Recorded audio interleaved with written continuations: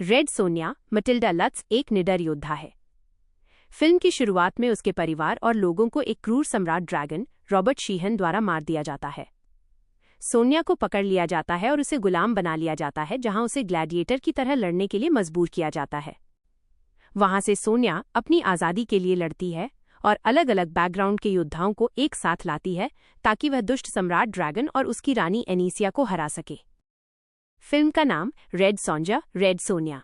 Release साल 2025। निर्देशक director MJ Bassett. मुख्य कलाकार Matilda Lutz, Red Sonja, Robert Sheehan, dragon, Wallis Day, एनीसिया। Genre action, fantasy, adventure. Hindi में उपलब्धता।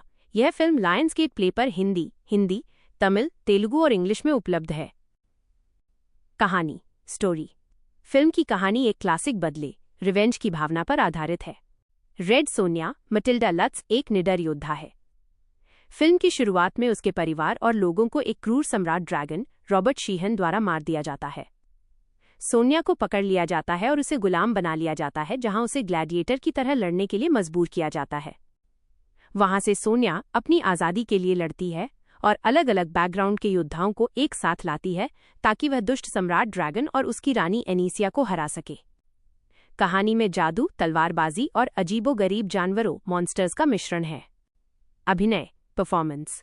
मटिल्डा लट्ज। फिल्म की सबसे बड़ी ताकत मटिल्डा लट्ज हैं। उन्होंने रेड सोनिया के किरदार में जान डाल दी है। उनके एक्शन सीन्स बहुत ही बेहतरीन हैं और वो एक असली योद्धा लगती हैं। उनकी एक्टिंग फिल्म को बांधे रखती है। रॉबर्ट शीहन। विलन के रूप में रॉबर्ट शीहन का काम ठीक ठाक है, लेकिन वो बहुत ज्यादा डरावने नहीं लगते। उनका किरदार थोड़ा अजीब और सनकी है। निर्देशन और VFX। डायरेक्शन और VFX।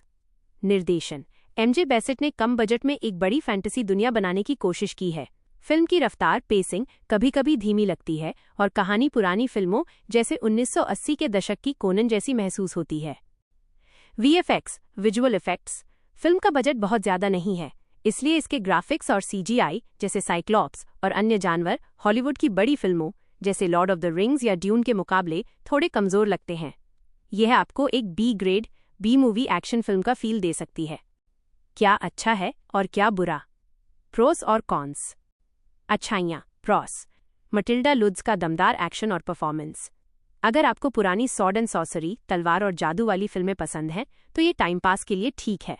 कुछ फाइट सीन्स, एक्शन सीक्वेंसेस अच्छे कोरियोग्राफ किए गए हैं। बुराइयाँ। कॉन्स। कहानी बहुत ही साधारण और अनुमानित प्रिडिक्टेबल है।